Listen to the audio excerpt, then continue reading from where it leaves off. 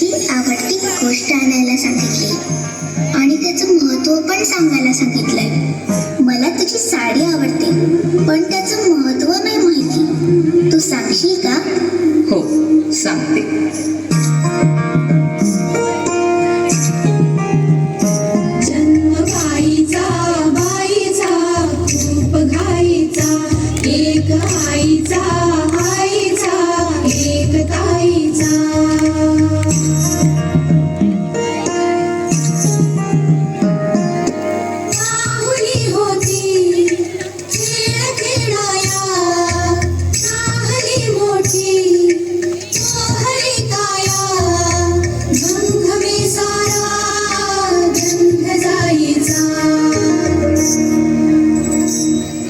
ही साडी म्हणजे फक्त एक पेहराव नसून त्यामध्ये बरेच अर्थ दडलेले आहेत.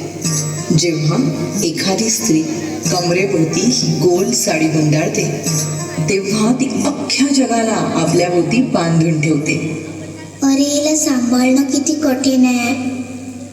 म्हणूनच सांगते, जन्म बाईचा बाईचा रूप गाईचा, एक आईचा आईचा एक ताईचा. साडीचा पदर डोक्यावर घेऊन ती समोरच्यांचा आदर करते. पण जेव्हा एखादं संकट समोर उभं राहतं तेव्हा तोच पदर कमरेला खोचून ती त्या संकटाचा सामना करण्यासाठी सज्ज होते.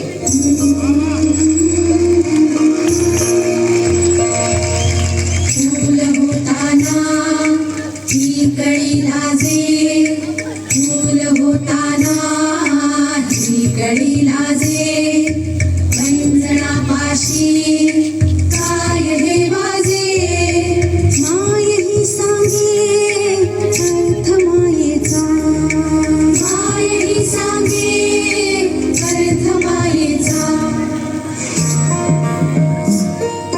पायात जेव्हा पैंजण येतं तेव्हा स्त्रीच्या चालण्याचा डौल आगळाच असतो. हातातल्या बांगड्या आणि कपाळावरची टिकली हे स्त्रीच्या सौंदर्याला खुलवण्याचं काम करतात. बाईचा बाईचा रूप गाईचा, जन्म बाईचा बाईचा रूप गाईचा, एक आईचा आईचा एक ताईचा, एक आईचा आईचा एक ताईचा.